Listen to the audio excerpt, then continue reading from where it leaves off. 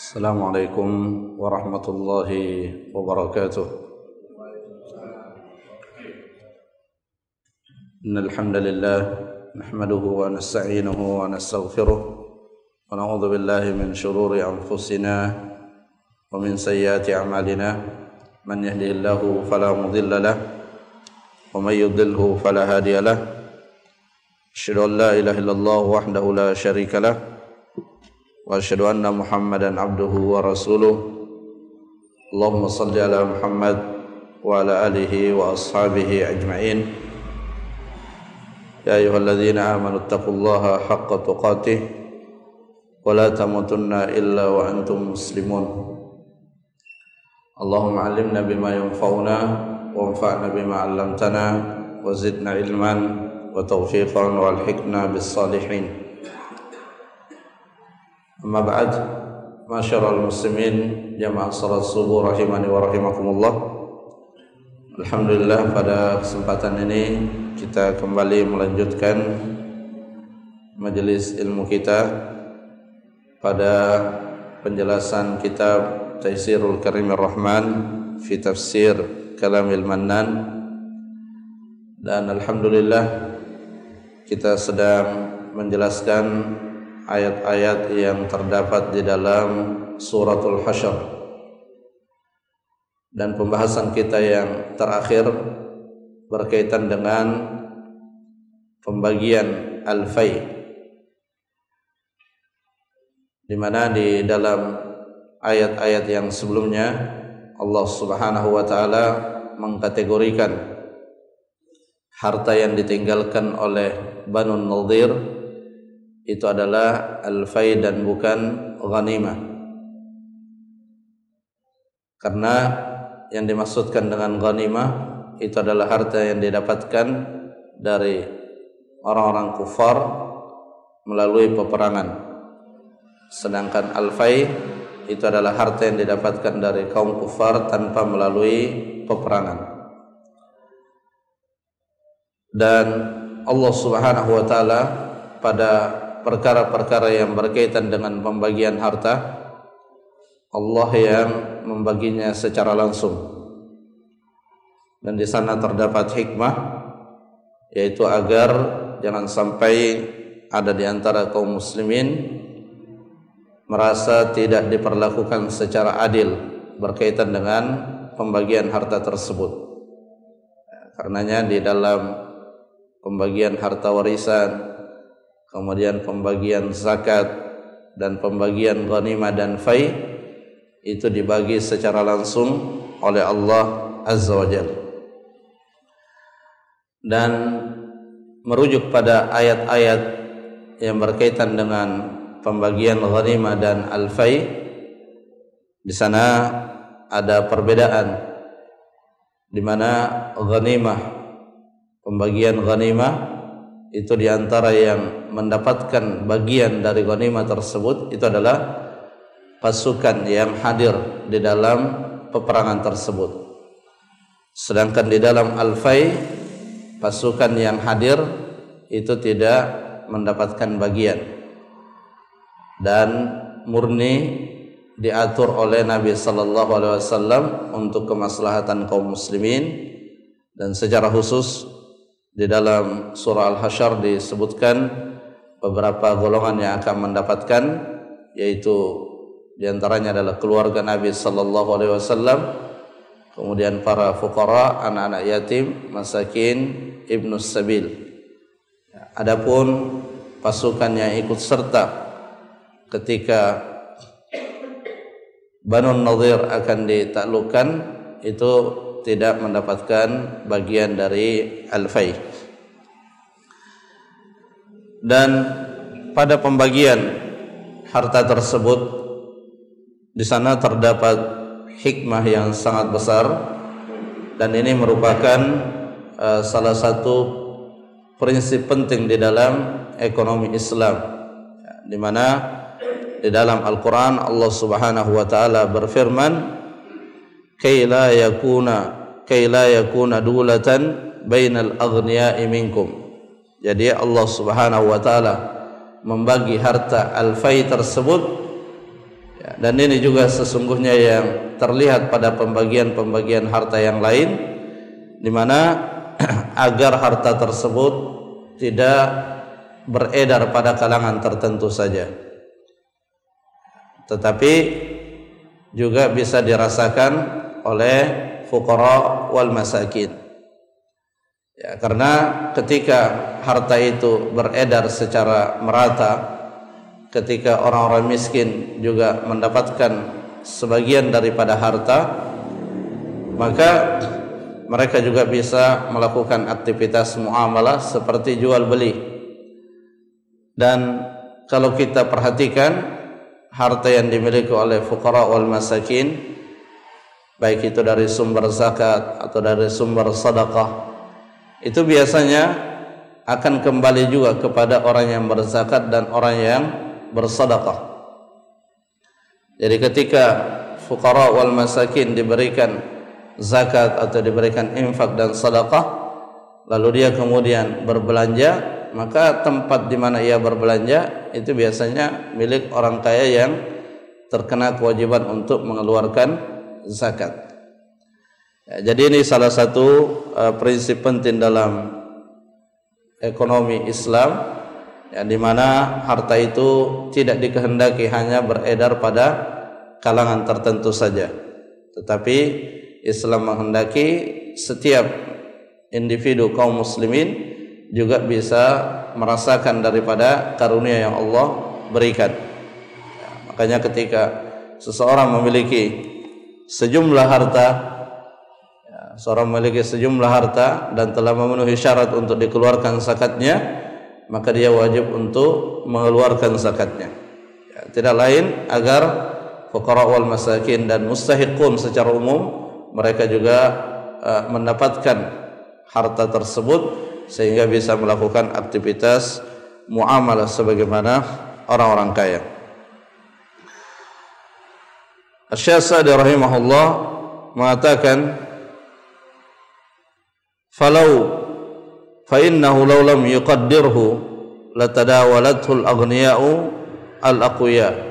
Ya, sekiranya Allah Subhanahu wa taala tidak membagi baik itu harta rampasan ataupun zakat, ya, masuk juga di dalamnya adalah warisan. Sekiranya Allah Subhanahu wa taala tidak membagi, wala ma hasala li ghairihim minal ajizina minhu syai', maka yang selain mereka, ya, jadi harta itu akan terpusat pada kalangan tertentu saja, sedangkan selain mereka dari kalangan-kalangan yang lemah itu tidak akan mendapatkan bagian sedikit pun. Wa fi dzalika minal fasadi ma la ya'lamuhu illallah. Dan ketika situasi ekonomi suatu tempat harta itu hanya beredar pada kalangan tertentu saja, maka di dalamnya terdapat kerusakan yang tidak diketahui dampaknya kecuali hanya oleh Allah Subhanahu wa taala. Artinya banyak sekali mafsadat dan banyak sekali kerusakannya.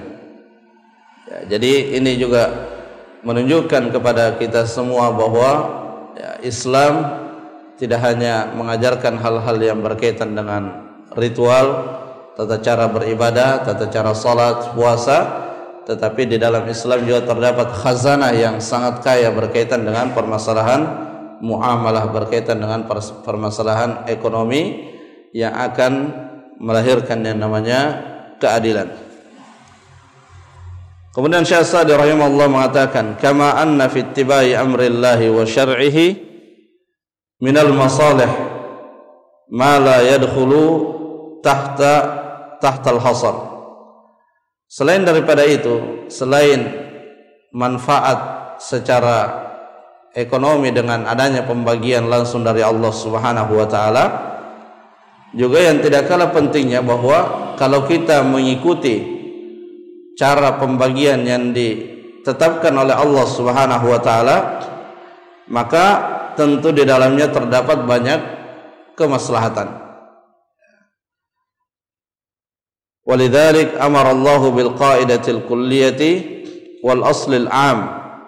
Oleh karena itu Allah Subhanahu wa taala pada ayat berikutnya mengajarkan salah satu kaidah yang sangat penting, dan ini berlaku secara menyeluruh.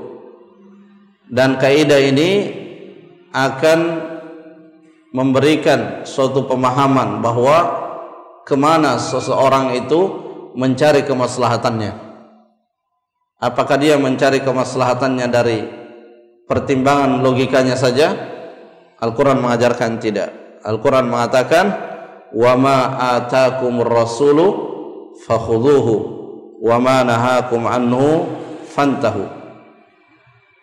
Jadi kaidah di dalam mendapatkan kemaslahatan, dan ketika kita berbicara kemaslahatan di dalam Islam, maka itu bukan hanya kemaslahatan yang bersifat duniawi, tetapi dia adalah kemaslahatan duniawi dan ukhrawi. Maka ketika seseorang ingin mendapatkan kemaslahatan, ingin meraih kemaslahatan, maka Al-Quran mengajarkan kita satu kaidah yang ini penting untuk kita terapkan pada semua urusan hidup kita. Apa itu? Wa ma atakumur rasulu fakhudhuhu. Dan apa yang datang kepada kalian, apa yang dibawa oleh Rasulullah kepada kalian, maka ambillah. Rasulullah membawa kepada kita banyak hal lengkap berkaitan dengan cara berakidah, apa yang harus menjadi bagian dari keyakinan kita, berkaitan dengan hal-hal yang harus kita jauhkan, jangan sampai itu menjadi bagian dari keyakinan kita, berkaitan dengan cara beribadah, bahkan berkaitan dengan urusan-urusan duniawi, jual beli, sewa menyewa, dan segala hal. Rasulullah SAW datang kepada kita dengan panduan yang lengkap. Kata Allah, apa yang dibawa oleh Rasulullah, maka ambillah.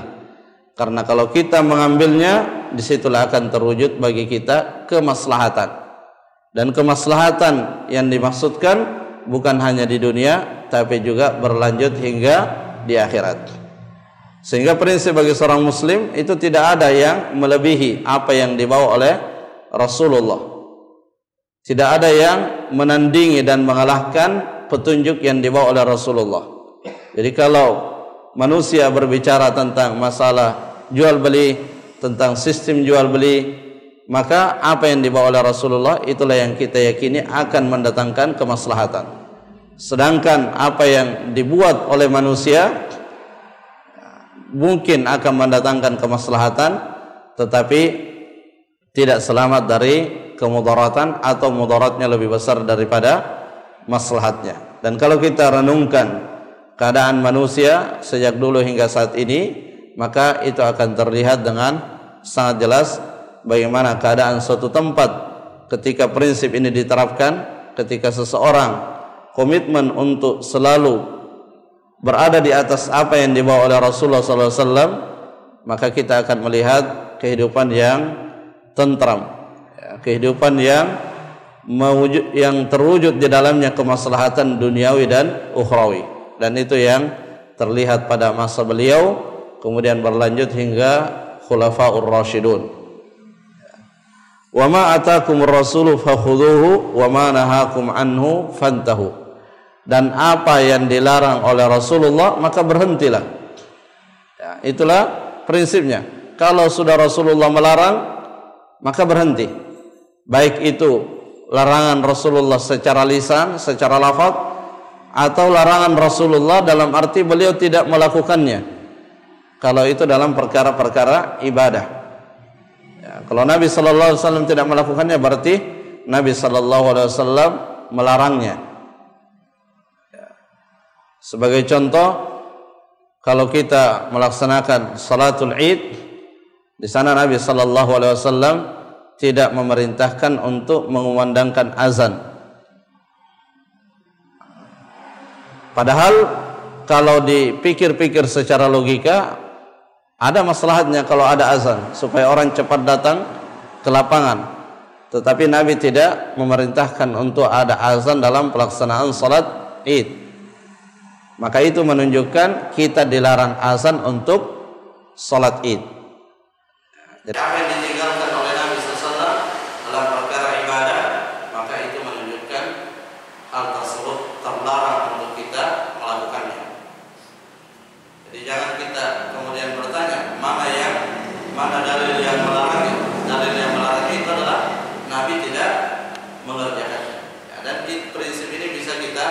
terapkan dalam setiap ibadah-ibadah yang boleh jadi sebagian kaum muslim melakukannya padahal Nabi sallallahu alaihi wasallam tidak melakukannya. Wa hadza syamilun li usulid din wa furu'i, dan kaidah yang disebutkan pada ayat tadi wa ma atakum rasul faquduhu wa ma nahakum anhu fantahu, ini adalah kaidah yang berlaku secara menyeluruh baik dalam perkara-perkara yang berkaitan dengan usulul din, perkara-perkara yang berkaitan dengan akidah, dan demikian pula perkara-perkara yang berkaitan dengan permasalahan-permasalahan fikih. Zahiruhu wa batin, baik yang nampak ataupun yang tidak nampak. Wa anna ma jaa bihi rasul yata'ayyanu 'ala al-ibadi al-akhdhu bihi wa ittiba'ihi, dan bahwasanya apa yang dibawa oleh Nabi Muhammad sallallahu alaihi wasallam menjadi fardu ain bagi seseorang untuk mengambilnya dan mengikutinya. Jadi kalau kita cermati dan renungi penjelasan ini, sebenarnya sederhana saja bagaimana caranya terwujud kemaslahatan dalam kehidupan manusia. Pelajari petunjuk Rasulullah, pelajari perintah-perintah Allah dan Rasulnya, pelajari larangan-larangan Allah dan Rasulnya, lalu bersungguh-sungguh untuk mengerjakannya kalau itu perintah, dan bersungguh-sungguh meninggalkan dan menjauhinya kalau itu adalah larangan. Maka pasti terwujud yang namanya kemaslahatan. Dan yang menjamin itu adalah Allah Subhanahu wa taala.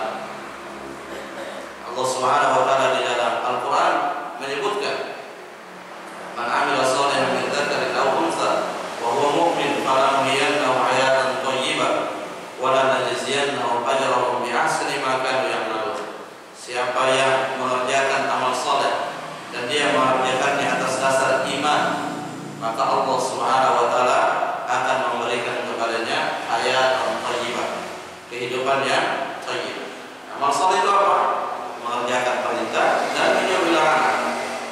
Jadi tidak sulit sesungguhnya ketika orang berbicara bagaimana mewujudkan keadilan, bagaimana mewujudkan kemaslahatan, bagaimana mewujudkan kebaikan, ketentraman, dan semua istilah-istilah yang menarik bagi manusia, itu sebenarnya Allah sudah memberikan kaidahnya, yang diantaranya disebutkan di ayat yang tadi kita sebutkan, wa ma atakum rasul faquduhu wa ma nahakum anhu fantahu. Ini yang selalu kita jadikan sebagai pegangan, kita jadikan sebagai rujukan dalam semua urusan-urusan kita. Mau jual beli, mau menunaikan ibadah haji, mau apa saja beribadah atau bermuamalah, maka kita selalu merujuk apa yang dibawa oleh Rasulullah, itu yang kita ambil, dan apa yang dilarang oleh Rasulullah itu yang kita jauhi.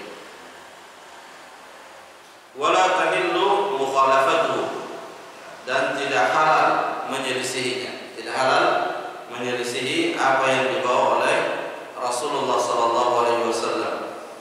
Wa anna nassar rasuli ala hukmi syai' ka nassillahi ta'ala, dan bahwasanya apa yang ditetapkan oleh Rasulullah maka itu sama dengan apa yang ditetapkan oleh Allah Azza wa Jalla. La rukhsata li 'ahadin wa la udhra lahu fi tarki. Tidak ada keringanan bagi siapapun dan tidak ada uzur bagi siapapun untuk meninggalkan apa yang dibawa oleh Rasulullah SAW. Jadi tidak ada dalam Islam bahwa ketika dia sudah mencapai derajat tertentu dari pemahaman agama, atau ketika dia telah mencapai derajat tertentu dari kesalehan, maka dia terbebas dari hukum halal dan haram, dia terbebas dari perintah dan larangan. Tidak ada ajaran seperti itu di dalam agama Islam. Kalau ada ajaran seperti itu, maka pasti Abu Bakar sudah terbebas dari larangan, dari perintah dan larangan. Tetapi kita lihat para sahabat Nabi SAW adalah orang yang sangat bersungguh-sungguh di dalam melakukan perintah dan menjauhi larangan. Bahkan meskipun mereka telah maksimal di dalam urusan menjalankan perintah dan larangan, tetapi mereka masih merasa tidak maksimal di dalamnya. Menunjukkan bahwa tidak ada di antara manusia dari sejak diutusnya Nabi SAW sampai hari kiamat yang diberi uzur untuk keluar dari syariat Nabi Muhammad SAW. Jadi uzur untuk meninggalkan apa yang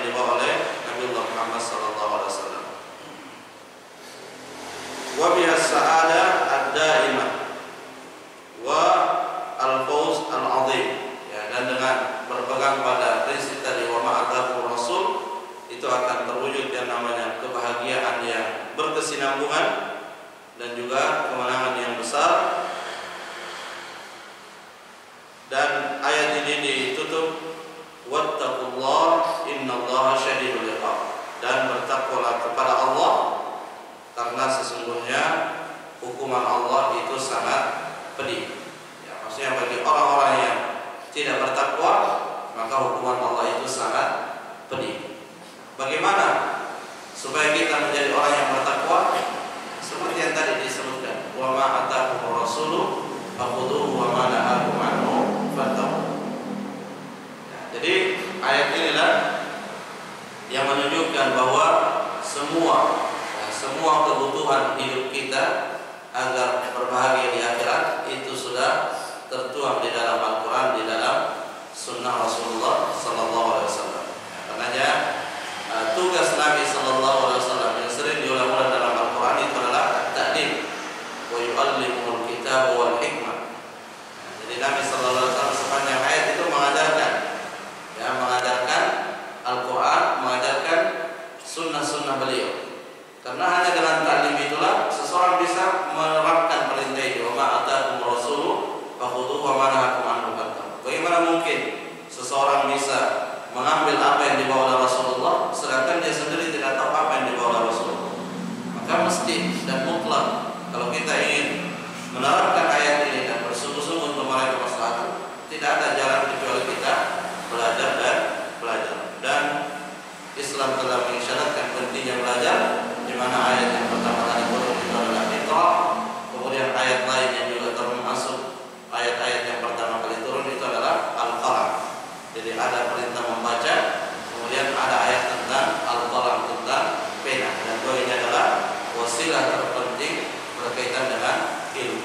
Kita membaca dan kita menulis apa yang kita baca. Jamaah rahimahumullah, ini yang bisa disampaikan. Insyaallah di pertemuan akan datang kita akan menjelaskan